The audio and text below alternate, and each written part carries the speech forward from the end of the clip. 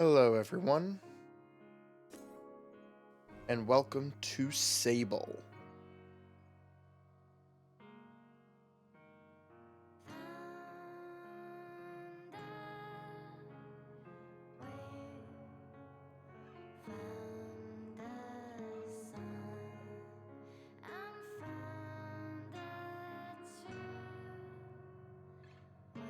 I love this song.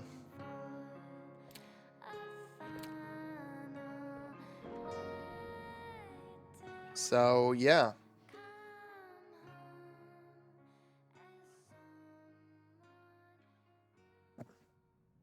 Okay.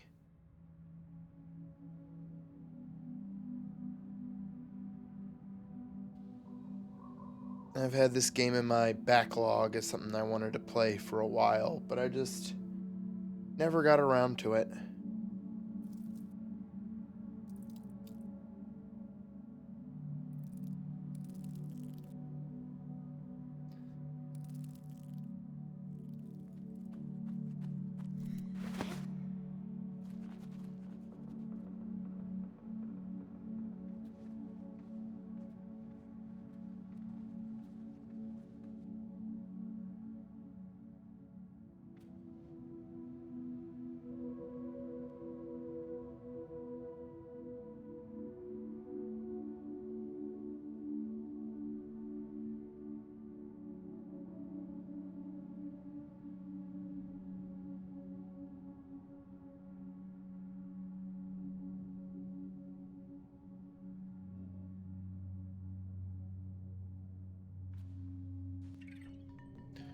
Ceremony.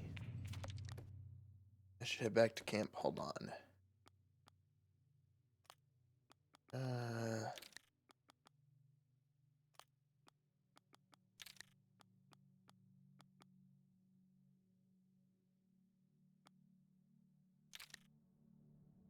Hold on.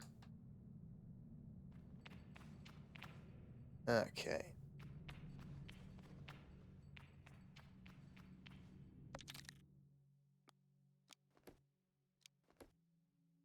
I should head back to camp.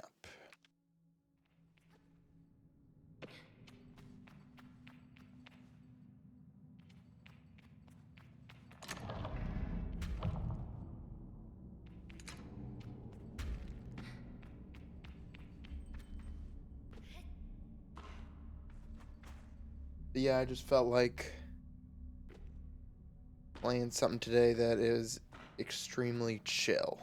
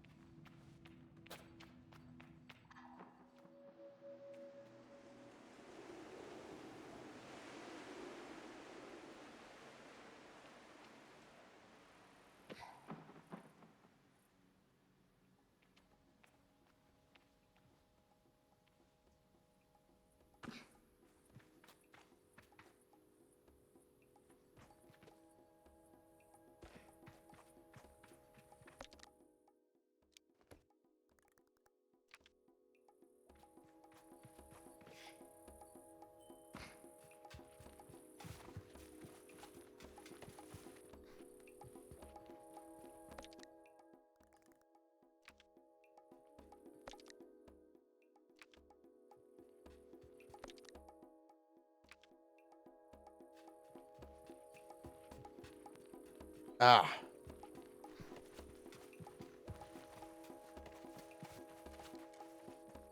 Ibex camp.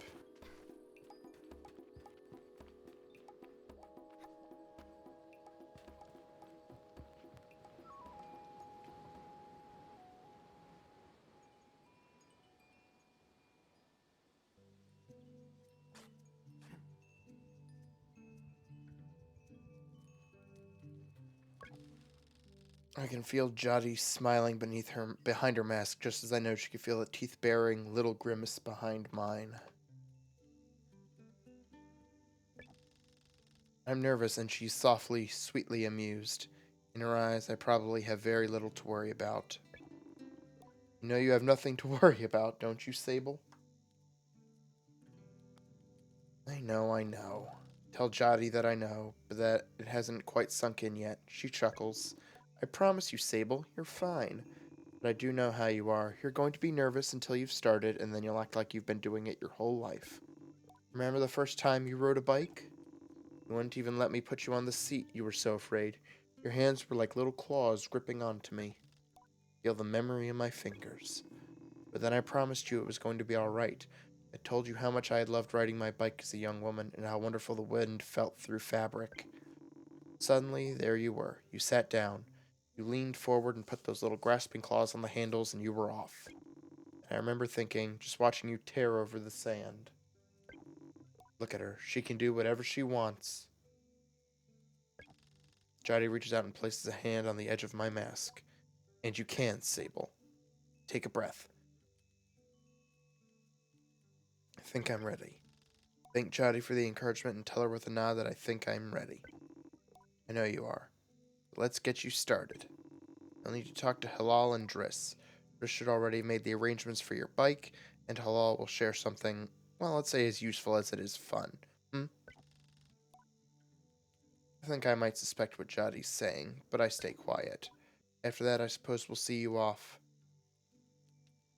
What if I choose the wrong path? I ask Jotty what will become of me if I choose the wrong path. There are no wrong paths, Sable, or right ones. I'll be glad if you choose to stay with the Ibexi, but truth be told, I'll be glad no matter what, so long as you're happy. Whatever you decide, you do so with my blessing. So don't try using me as an excuse to come home early, eh? She knows me. Now go speak with Hilal. I'll be there to see you off. And speak to Driss as well. I've told him to arrange your bike with Sizzo, but you know how he is. I have something to give you, a compass to help you on your journey. It's the same one I used on my gliding, an artifact, you might say. Take the device in my palm. It fits naturally there, perfectly weighted and crafted. Each component slides together with incredible, satisfying precision. Thank you.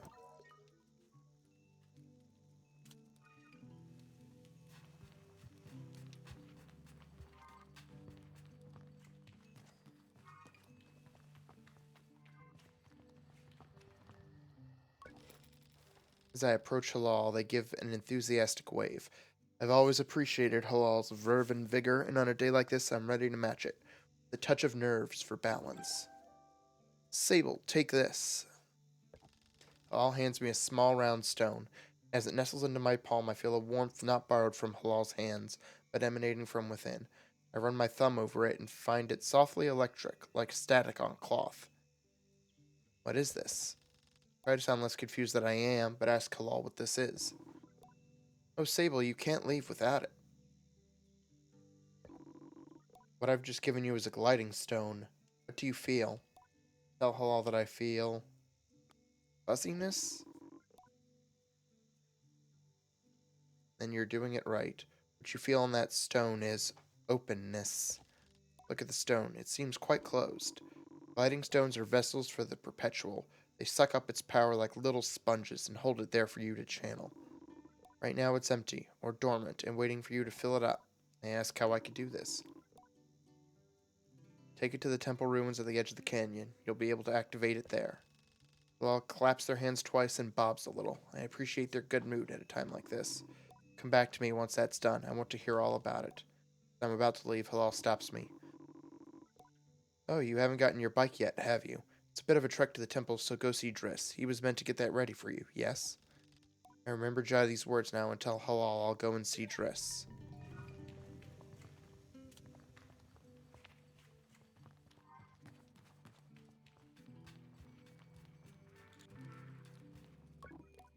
Logging in.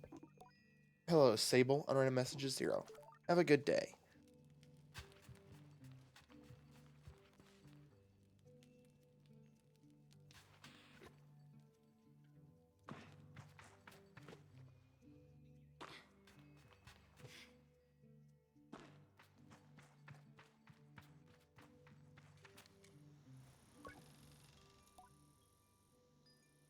Though I've told myself not to be too eager, it's all I can do not to race up to Driss.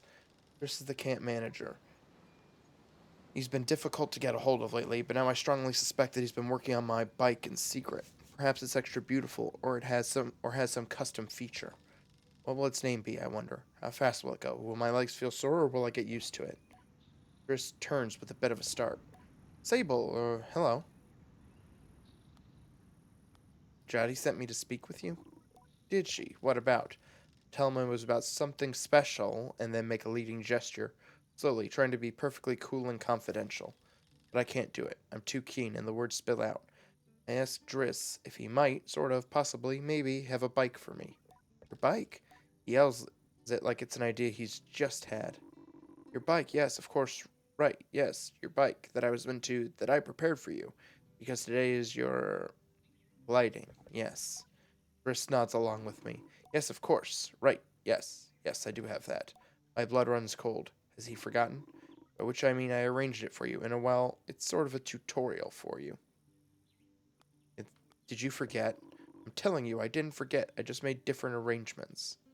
You see, Sable, before one can own their own bike, they must prove that they can ride a bike by taking a test ride on a different bike. Think about it and find I've never heard of that part of the gliding, but Driss does seem earnest. Sort of.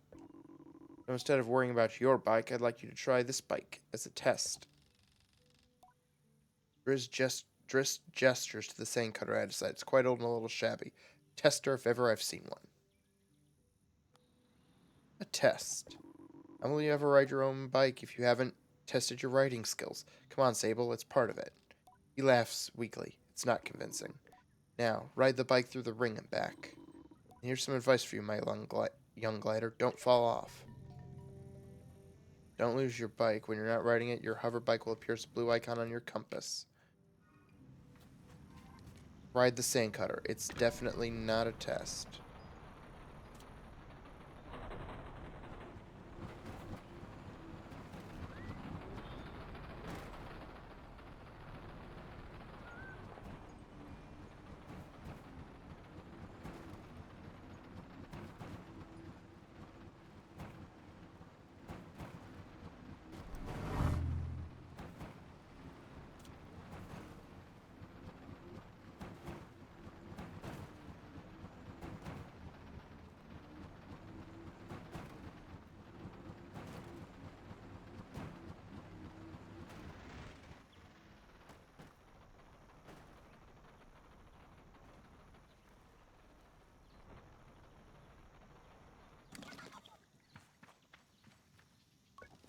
I return to Driss, who somehow manages to seem caught off guard despite knowing I was coming.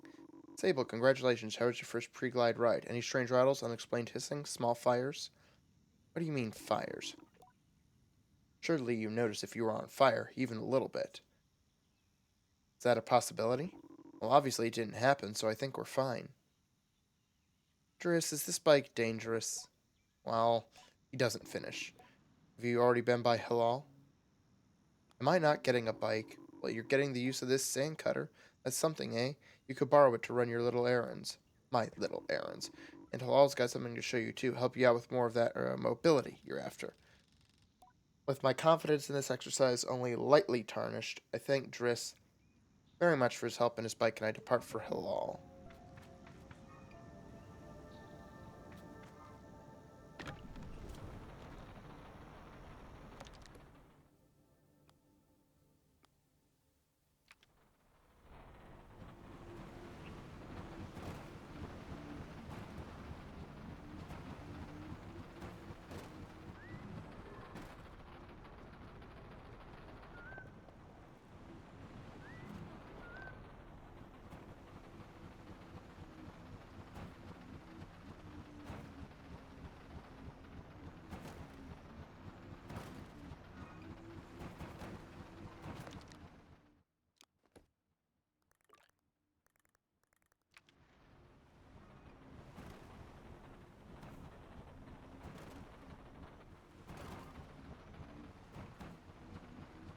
I assume that's the altar.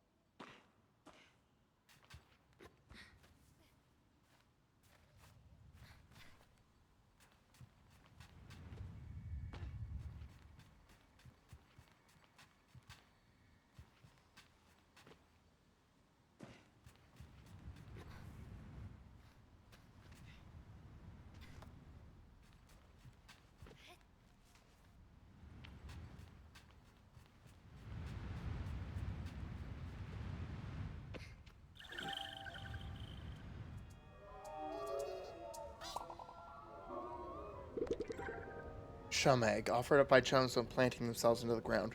Perfectly smooth and hard as a rock, these eggs seem to float with how light they are. There must be a good place to deliver these.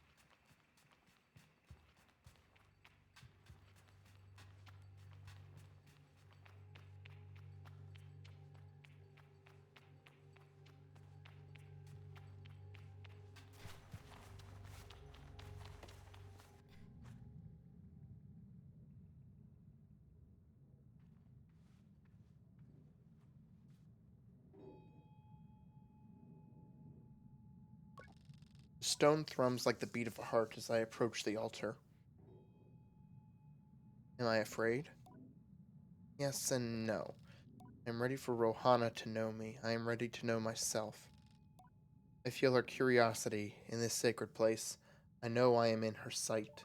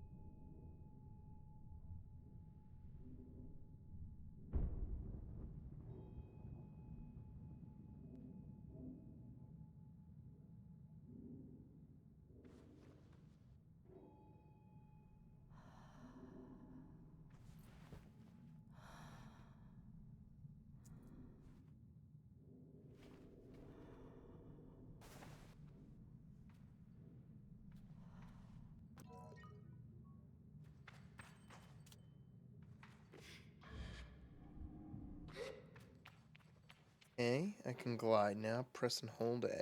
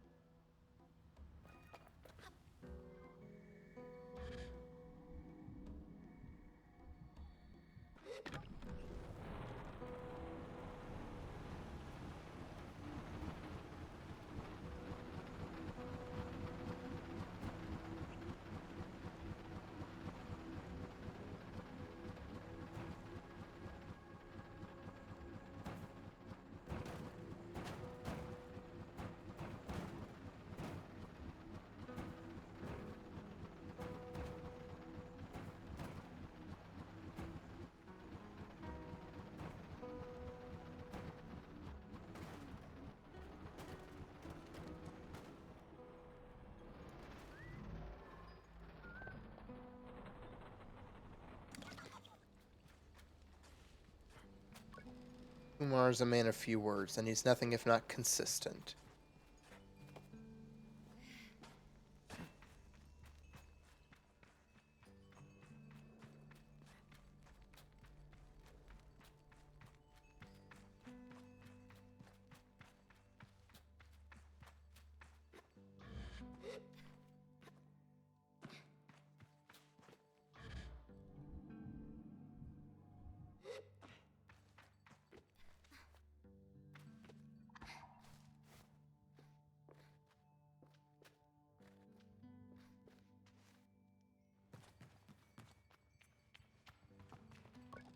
When I return to Halal, it's clear they know what I've just experienced.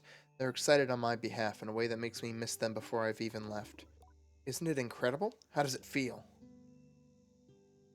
It's exciting. True freedom. Tell Halal that hovering is exciting and ramble for a moment about all the things I'll be able to do when I'm out there in the world. Most of them involve me falling on my head and not getting hurt, but I'm sure I'll come up with more in practice. Right? You can do anything you want. Halal's mood doesn't darken, but the sigh they let out holds a bit of sorrow. You're very lucky, you know. I miss it so much, that feeling. Just floating on the breeze. But I suppose it's best that it fades with age, Or else I might never have come back for my gliding. I'd just be out there heaving myself into chasms. I wish we could all do it. Tell Halal I wish it was something we could keep perpetually. So do I, Sable. So do I. I know people manage to keep it up, but I don't know that I've got the time to practice as much as they do. It takes a really serious focus. Halal laughs, even if there's a bit of regret in it. And I certainly haven't got that. Still, I suppose the gliding wouldn't mean much if it were all gains and no loss, I think about that, but decide that there is already too much loss on my mind to consider it much further. I am saying goodbye to my clan, my family, my home, my childhood. To lose the perpetual is a sacrifice for another time. You're going to love it out there, Sable, even when you don't. My advice? Try to have fun. There's a lot to be said about ritual and independence and all of that out there, but the world's an easier place if you put joy first. Thank all for their advice and for their help, and tell them I'll miss them. It'll be over before you know it. A warning and a reassurance, all in one. Say goodbye to Halal. Before I go, Halal gestures toward the tower. Seems Sizzo wishes to see me before I leave the clan.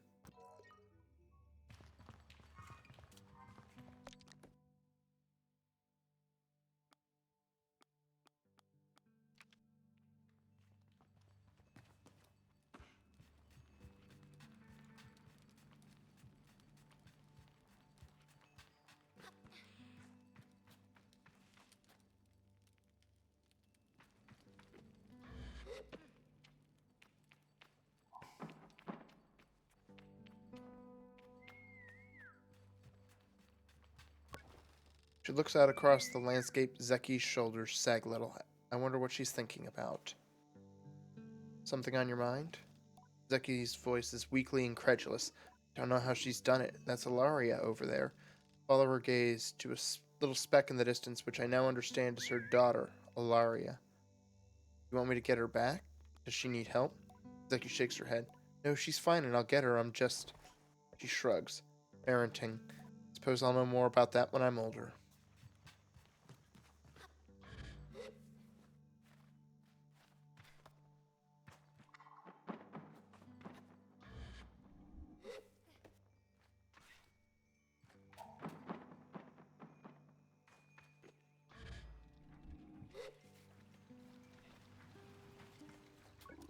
The balloon was more fun than the person in it.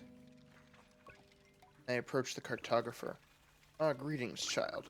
Saw you looking longingly at my great balloon. Quite a piece of work, isn't she? It's bigger than I thought. Try to explain that when I first saw the balloon, I thought it was very small and somewhat far away, but now I see it's quite large and was very far away. Fumble through the explanation, though, and the cartographer just nods without saying anything. I nod back. Well, good to meet you, and... Oh, I should introduce myself. I'm Jordan. I tell him I'm Sable. Suppose if you've come all this way to see me, it's probably a map you're after. Yes, Sable? I would love a map. I tell the cartographer I'd love a map. Of course you would. That'll be 50 cuts. To my ears, it's a fair price for a map. Too expensive for a pre-gliding glider with empty pockets. I tell Jordan I'll be back. I'll need to ask Jotty for some money. Farewell, child.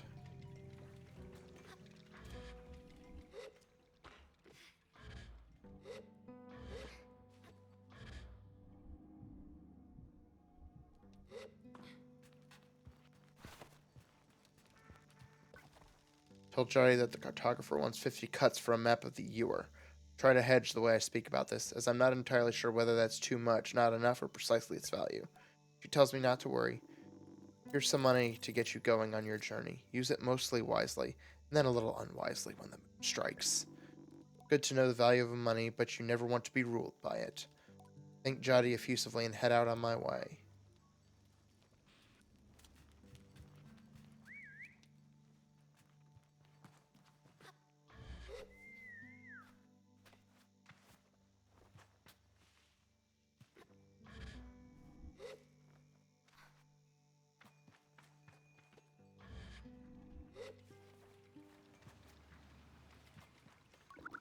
Greetings, child. I'll buy that map. Perfect, let's trade then. Map of the Ewer.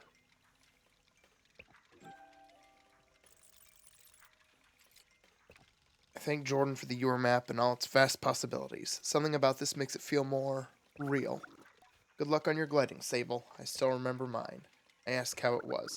Short, I knew since I was a boy that cartography was for me, but I spent a little extra time out there just to enjoy the world. Speaking of, keep an eye on the skies, eh? Plenty of my colleagues out there, and they'll have more maps to sell you from Hakoa to the Sodic Waste. Thank Jordan for the tip and say goodbye. Farewell, child.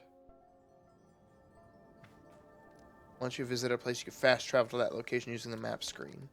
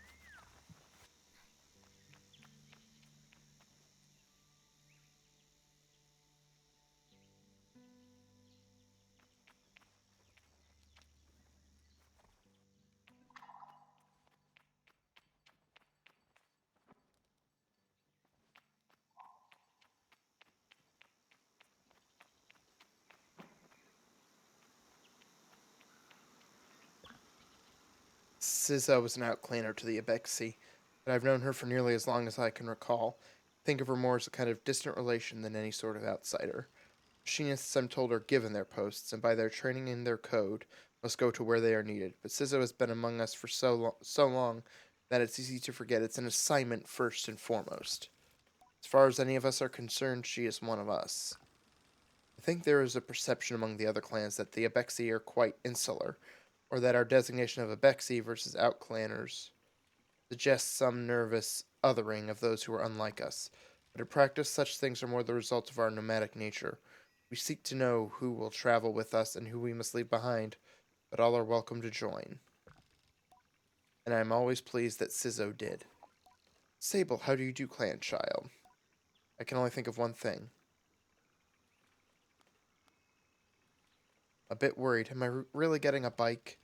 Sizzo has a throaty quality to her voice, and it rumbles through her mask when she laughs. She's quite a serious person most days, and I am always torn between pride and alarm when I manage to make her chuckle. Yes, Jotty told me how excited you were. Sizzo sniffs. She also told me Driss would be coming along to get your bike together, but I think he may have... I knew it. What? I hadn't meant to say that out loud, so I tell her I was just clearing my throat. I don't begrudge Driss's forgetfulness. Were I tasked with so many odds and ends, I might be just as scattered, and besides, this will be good for you. I want you to scavenge the hoverbike parts yourself. I'm going to make my own hoverbike? I ask Sizzo if I'm expected to make my own hoverbike. No, you're not going to make your hoverbike, you are going to build your own hoverbike. What's the difference? Make suggests you are creating something, but your bike already exists, they simply haven't taken form yet. Here, take this. Sizzo hands me something. This is a navigator. You can use it to mark waypoints on your compass. It should be useful in finding the old parts. I ask Sizzo where I might start looking. Our bikes are reborn in the ruined ships, and fragments spread apart. A good start would be the ship down there near the camp. You'll find another up on that great rock near the other side of the canyon, and another behind the old dam on the hill. Use your navigator to mark that down if you need. You'll need to gather a control panel, a power supply, and a calibrator. I'll be back before you know it. Tell Sizzo I'll see her soon, and head off in search of the components. Together we will create something new out of the old.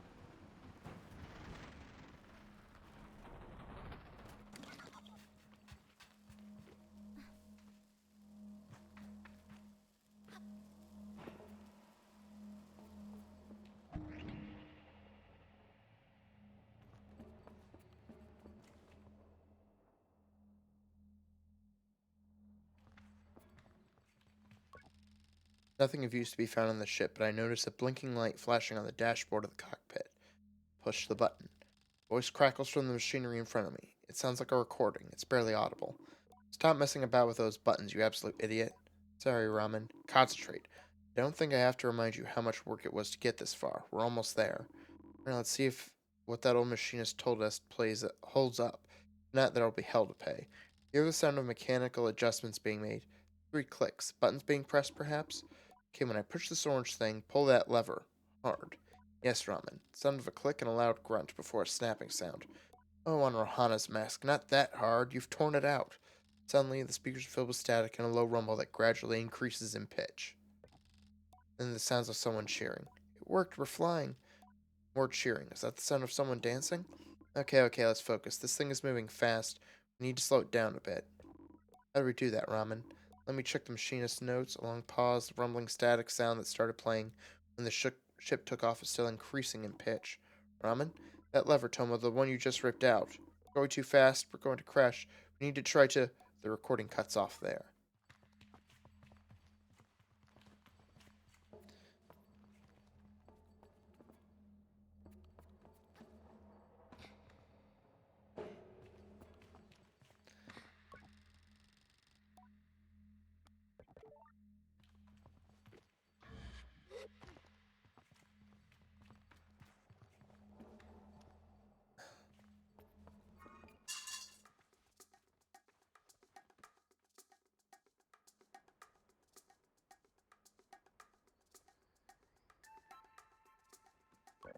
Are you looking for a calibrator? I'm immediately on guard. Saima has always been a mischief maker and taken tremendous pleasure in tormenting me. In theory, I am older, more experienced, and should be more than able to withstand it. Practice. You won't find it here. I've hidden it. You'll never find it. Never, never. She never fails to get to me. May I please have it? I decide to be gentle, and I ask her, may I please have it? May I please have it? She mimics me terribly, all high and screechy. Despite my best efforts, I seethe. Oh well, too bad. Maybe you'll find it on your own, but I don't think so. Sima laughs off my irritation, but I'm not going to give her the satisfaction. Cross my arms and try to effect a change. I'll give you the calibrator. I put out my hand, proud of myself for standing tall before Sima. If you give me some beetles. That's a fair trade, isn't it? Something you want for something I want? I try to decide if it's more mature to push her over and steal the calibrator or to acquiesce. Then I simply stifle a sigh and shake her little hand. Perhaps some of the adults in the camp know where I can find some.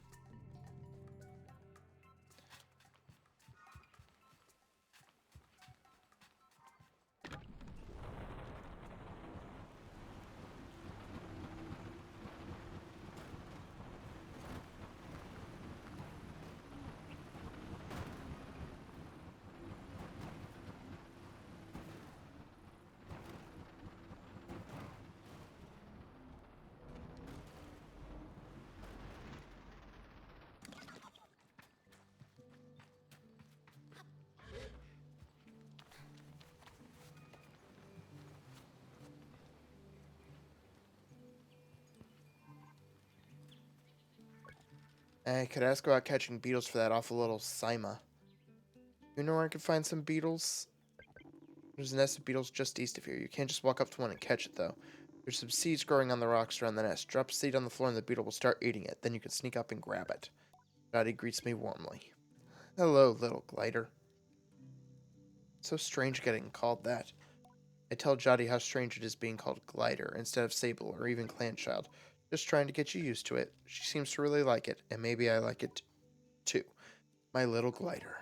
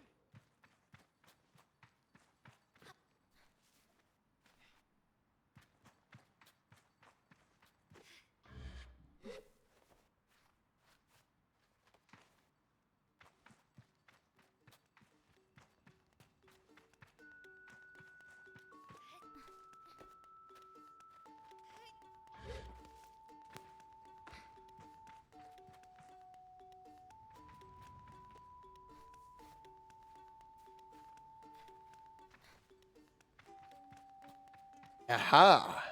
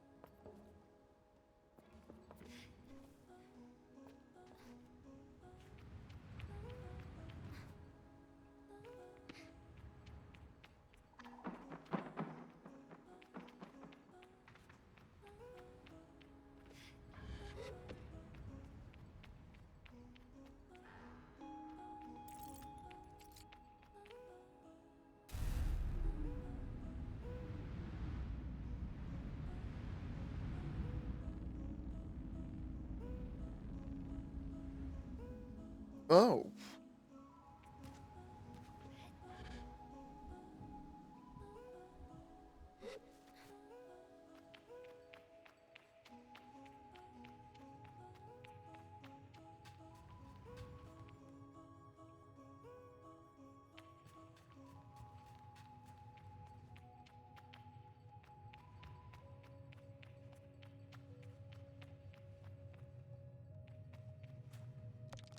Hold on.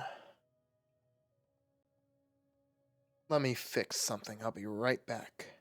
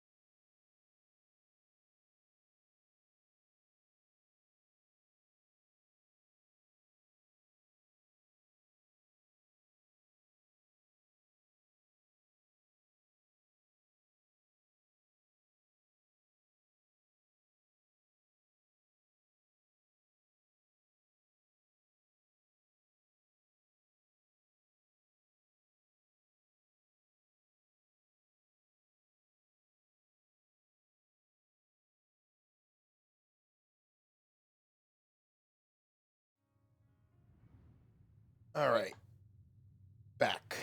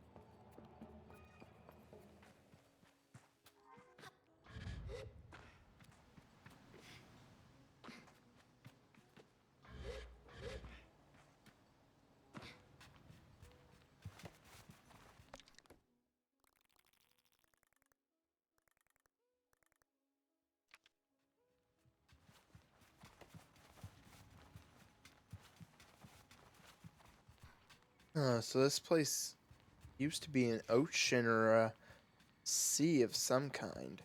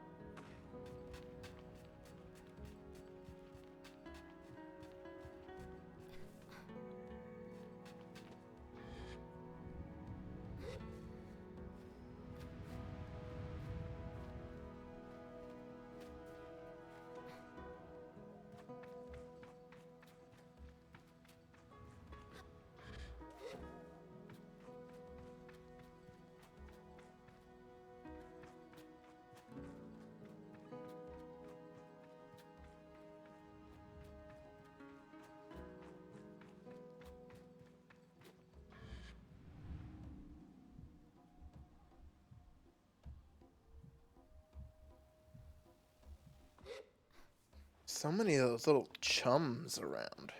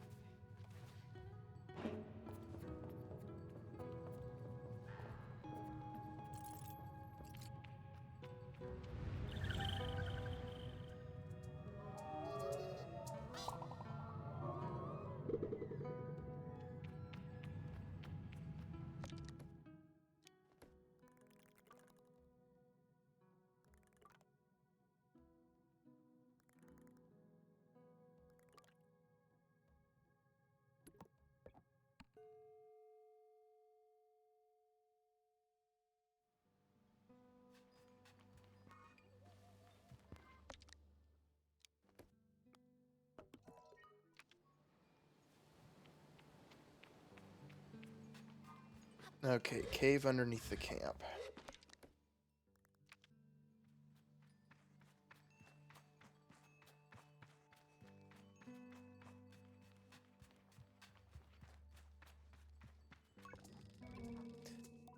I feel embarrassingly vindicated as I hand Simon the beetles, but rather than gloat, she hands me the calibrator and begins to cry. What have I done? You're leaving, and you'll never come back. Comfort her. She blows her nose and then wipes her hand on her tunic. Yara, I never came back after the last gliding. Aren't you sad? You were her friend. I believe she might visit again someday. Tell Simon that Yara will likely visit one day, just as I will if ever I should choose another clan. But how will you find us? We'll have moved a million times by then. I offer that I will always find thee, Abexi, no matter what. Please don't go. Tell Simon not to worry, that I will be back sooner than she knows, and I'm sure she pouts behind the mask. And I add that if I am not back sooner than she knows, then she will be ready for her gliding by then, and she could come bother me herself. Promise? I say yes. Good, then I suppose I could come see you off. I thank her and say goodbye for now.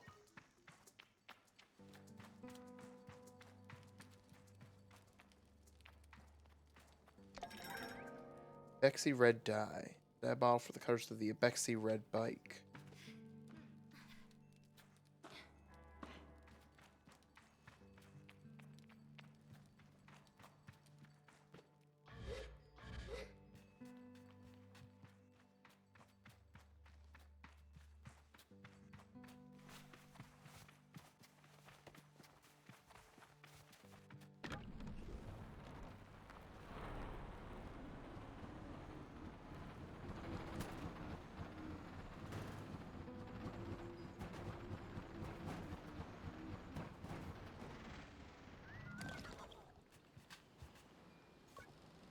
North, the Dunboyne, south the Wind Tower. West, Chums is written crudely on a sign. Northwest, Burnt Oak Station.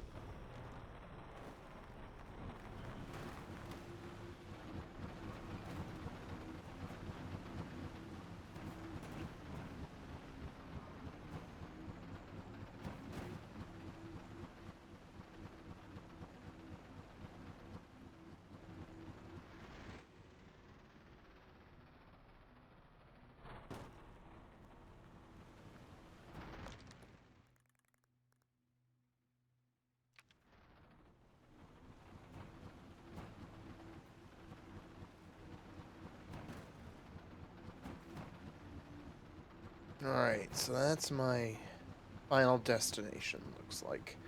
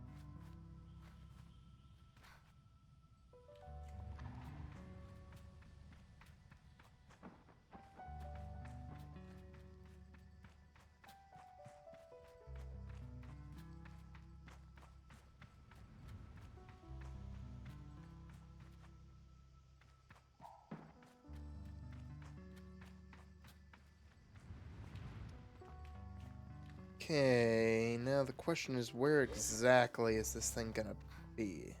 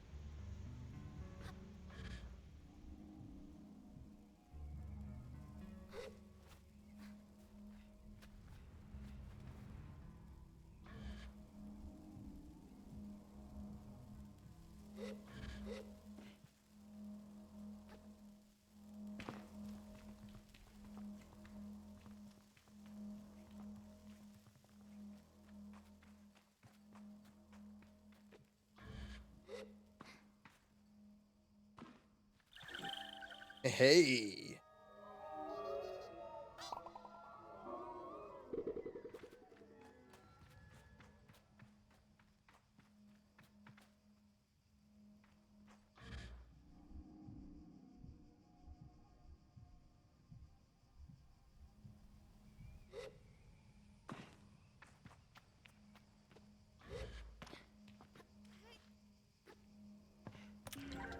Cache of 100 cuts, made from metal harvested from crashed ships. They have holes punched through the metal where rope can be slid through for easy and convenient transportation.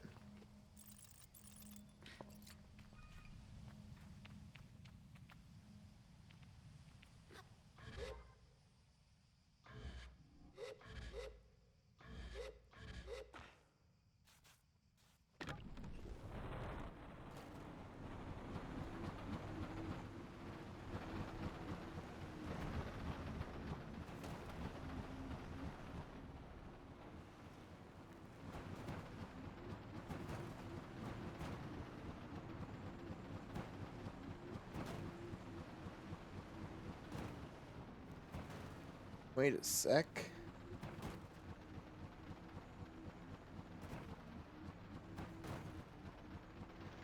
Did I?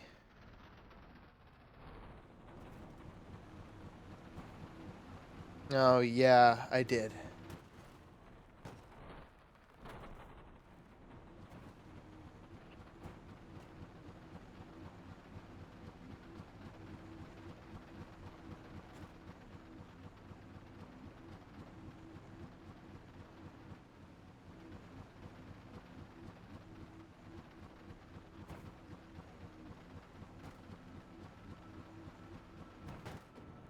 Whoops. Wasn't paying attention.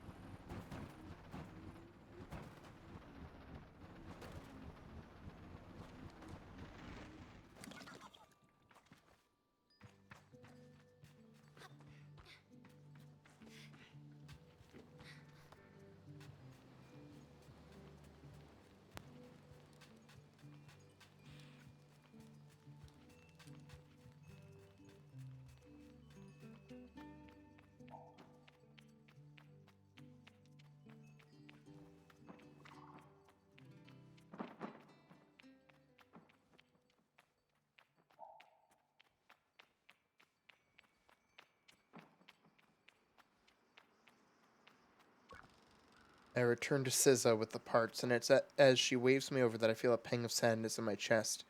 When will I see her again once I'm gone? Well done, Sable. Yes, this is everything we need. Are you ready to assemble a bike of your own?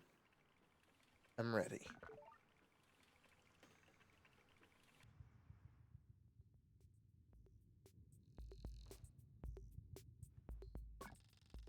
Sizzo relaxes in the workshop. It isn't that she's particularly rigid or anxious ordinarily. There's a certain calm beauty that one only truly appreciates when Sizzo is in her element. I wonder if it's this way for all machinists. What you must understand, Sables, that the components you acquired, they fit together, not by chance, not by effort, but by nature. They belong to her. They have always belonged to her. All we are doing is assembling her from what she has already been. I nod and feel a soft buzzing in my ears. Among my clan, we believe that machines have names, held for ages like deep secrets, unheard by those unequipped to listen. We will find this one's name together.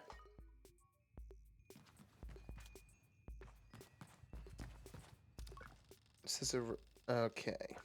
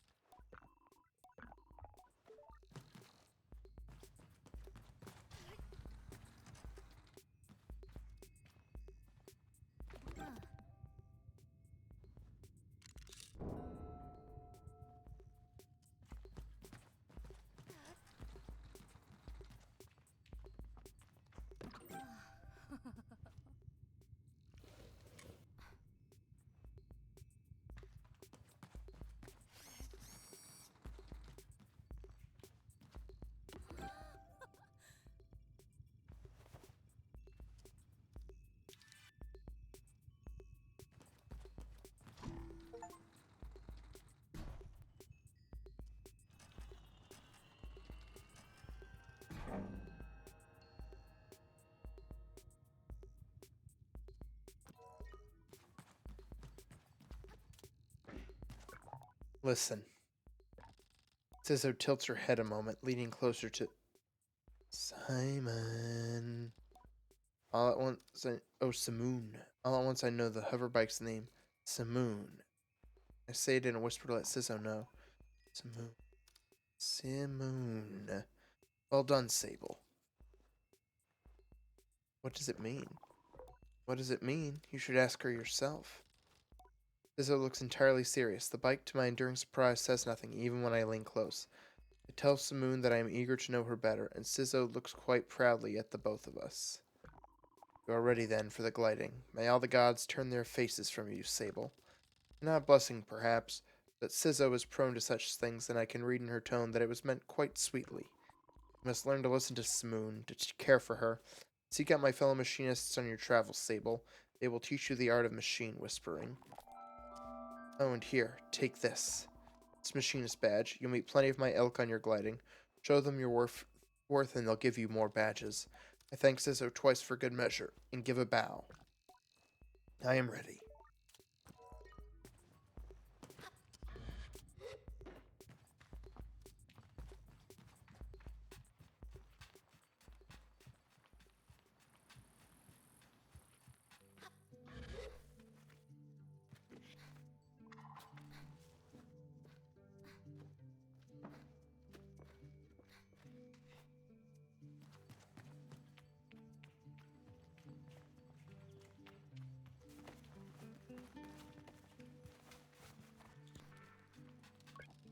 I return to Jotty with a new lightness, and it makes the weight of my departure feel heavier still. What a strange day. Sable, is that a badge you've got there? Sizzo gave it to me. I tell Jotty that Sizzo gave me the badge. Then you must have earned it. Well done. I give a bow of thanks. Well, Sable, if you keep this up, you'll be headed for the mask caster in no time. I try to think about going to a mask caster, but it seems impossibly far away. Imagine choosing what I want to be. Imagine choosing what I want to be forever? I know what you're thinking, but don't worry about it. You'll get plenty of badges when you're out there, and once you've got 3 alike, you could trade it in for that mask. But don't feel like your first mask is your final choice. The gliding is about freedom and exploration. I suggest you claim as many masks as you wish. Only at your final ceremony will you be asked to choose one. How will I choose one? You'll have to feel it out, but when you know, you'll know. Now, the tone of her now puts the butterflies back in my stomach. With all of this done, there is only one thing left. It's time then, isn't it? Time to walk through the face door at the Temple of Rohana. There, you'll assemble your gliding mask. And go. There are things I wish to convey to Jotty here. Depths of love and gratitude and fear and worry and hope. And though I find myself unable to speak any of it in words, I know she understands. Before you leave, child. I made you these. They are dyed with a traditional Ibexi maroon, and I hope provide you great comfort out in the desert. When you leave today, you will no longer be Sable, clan child of the Ibexi. You will simply be Sable, and the rest will come. But no matter what you are, no matter where your journey takes you, I will always know you. I will always love you. And I will see you again. I don't know where my journey will end, but I know where it must begin. And I am ready.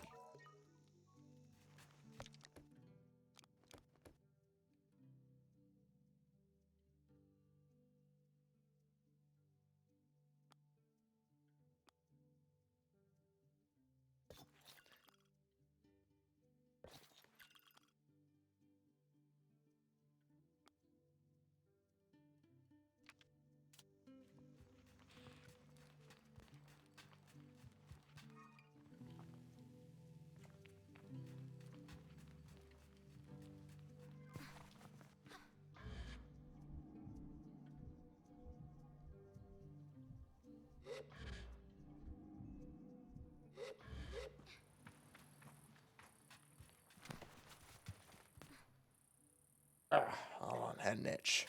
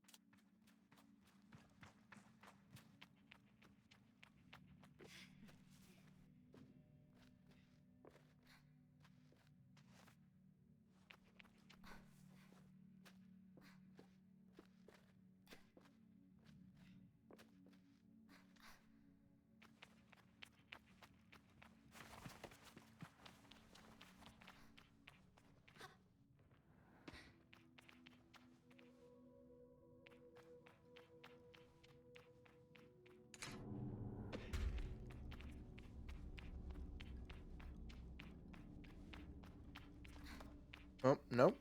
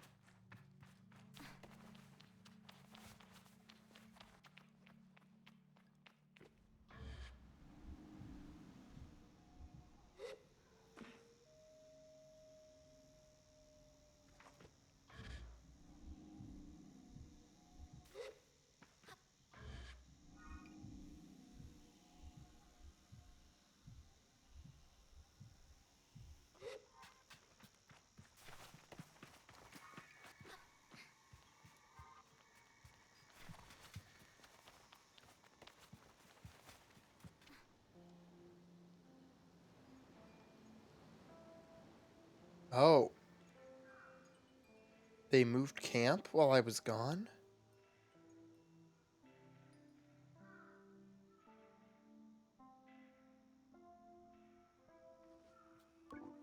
Logging in. Hello, Sable. Jotty's voice echoes strangely through the machine, yet still it warms me. Well, Sable, this is it. By the time you hear this, we will have gone. The gliding is a journey that must begin alone. There's a certain nuance lost in transmission, and for that I am grateful. It would be far too much to hear the cracks in her voice and to not run weepily into her arms to stay forever. But I am ready, and so I close my eyes and listen. But though you go by yourself, you are not without friends. You are not without family. You are not without love. These things you will always carry with you, as you do your mask. And I know I'm not supposed to do this, but if I were you, I might go and see Utari. They're the machinist at Burnt Oak Station and among Sizzo's closest friends. Utari's a good contact to have on one's gliding, and a fine way to get another machinist badge if you're so inclined. Only a suggestion, though. As for us, I'll send another message once we return to the Ewer, so keep an eye on the post boxes, and try not to forget us. She takes a long breath, and I forget that things as easy as breathing could ever exist. The world is waiting, Sable. Good luck.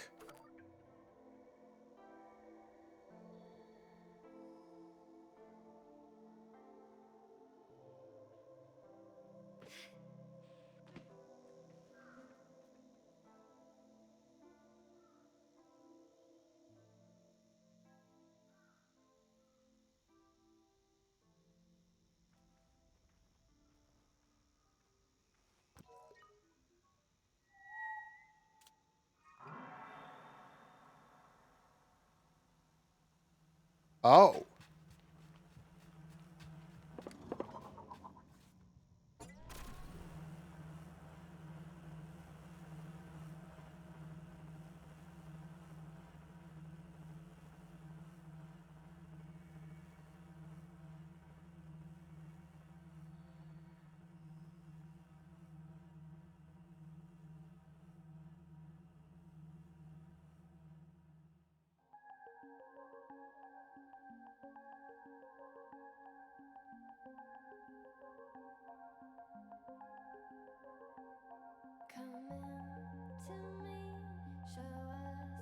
Sable.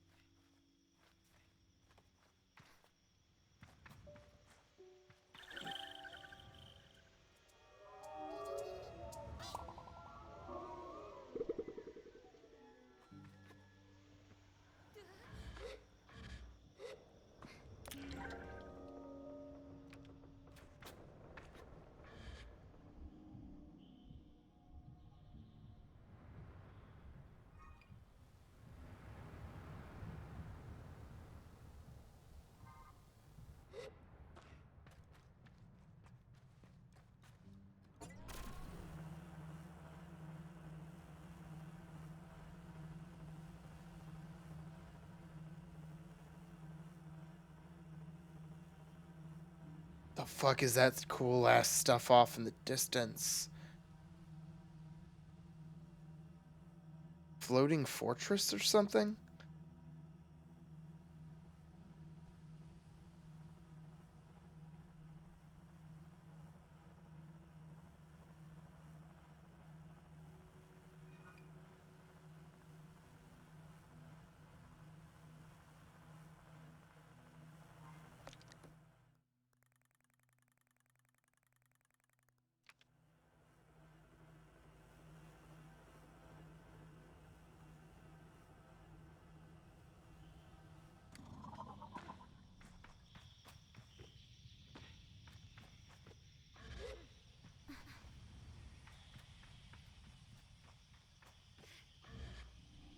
And I think that's another cartographer in that balloon there.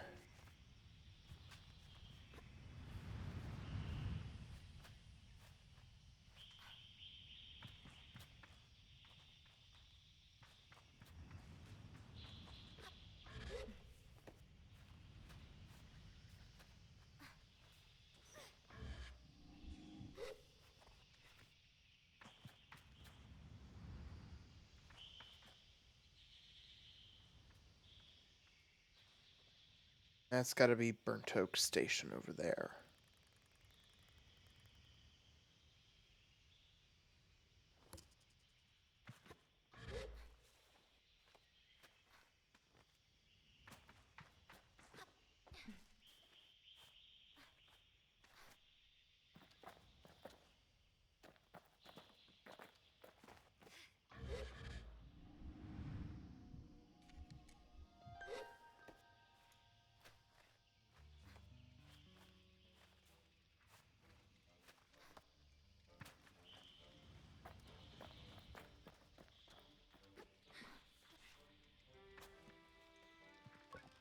I greet the cartographer shyly, a little cowed by how alone we are up here, and how intimate it sometimes feels, despite it being so much a part of my gliding. He responds with what sounds like a warm smile. Hello there, glider. Thanks for taking the time to climb all the way up here. Surveying gets a little lonely sometimes, you know. I tell her I do, given how lonely I can get on the sands sometimes. I hope Simoon doesn't hear. So then, what is it you need? Can I buy a map? Of course.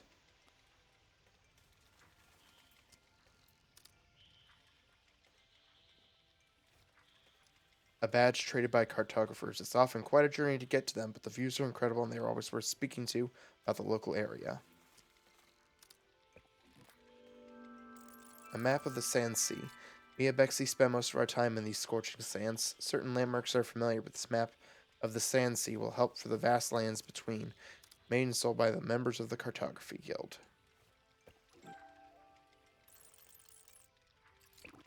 Thanks, Glider. Goodbye. Can I help you, Glider? What's worth a look nearby? I ask if there's anything worth looking nearby. She chuckles to herself. Of course, you don't think I'm standing up here for nothing, do you?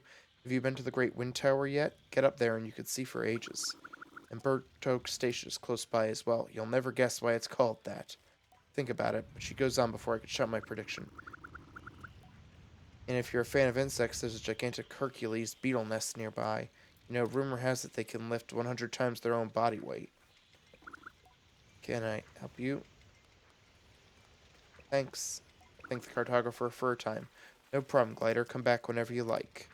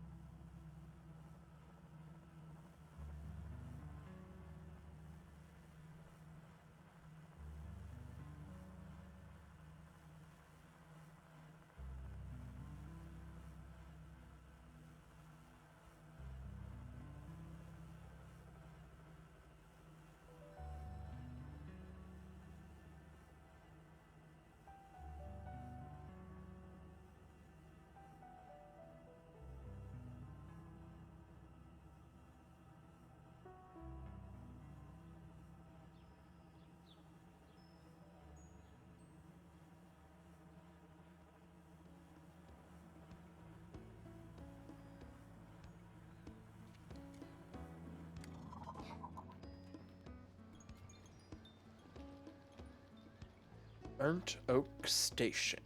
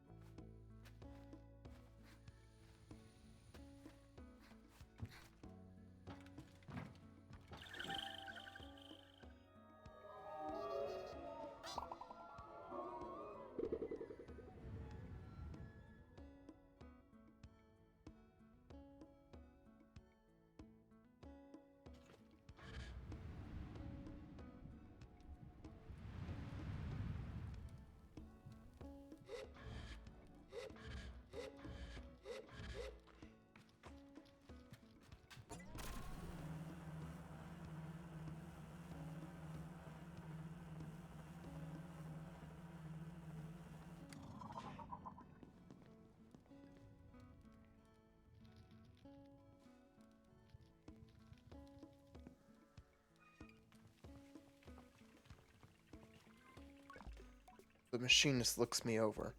You're late. I'm perfectly on time. No. I tell them yes, they at least consider it. No, you are late. Perplexed, I wait for them to explain themselves, but they seem to wait for the same. Briefly, I feel a hint of shame as I remember times I have been late among the Abexi, things I have slipped up in doing. But I dismiss my doubts as I recall that I have no idea who this strange machinist is. I ask them. My name is Utari. Of immediate relevance to you is that I am a friend of Sizzo. I ask then if Sizzo alerted them to my impending arrival. Perhaps she looks out for me, and sets waypoints and oases along my gliding. A comforting thought. No. It was your hoverbike. I heard it for the first time months ago, and felt the shape of its voice. Of her voice, sorry. I tell Utari that it was not Simoon they heard, for Sizzo and I only built her a few days hence. They wave their hands at me in a hurried dismissal. Did Sizzo teach you so little? The voices of our machines are eternal, more ancient even than their forms. I hear them, as I always have, and yours I thought would revisit me sooner. But here we are. Now let us speak of why you have come. Our needs converge atop the wind tower. Tell me more. Something has stopped the tower working. I was hours away from going to see it for myself, but you and Simoon came after all. Go there, mend what is broken, or soothe what is hurt, and I will give you what you seek. I ask Utari if they know what I seek. I omit that I have not, that I might not. A direction. I will be waiting for you. Travel swiftly and safely. I say goodbye to Utari.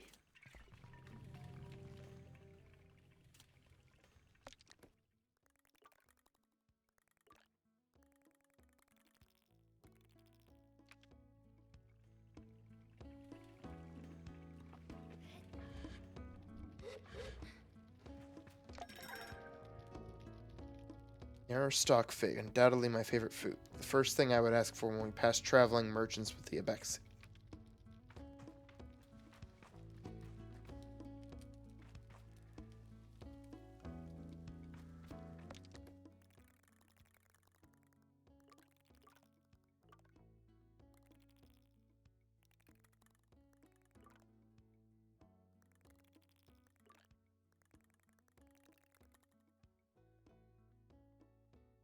Alright. So, yeah, that's where I'm gonna leave it for the night. For today. I've reached Burnt Oak Station. I've got some stuff to go on, but when I've got some more stuff to meet to people to talk to at Burnt Oak. But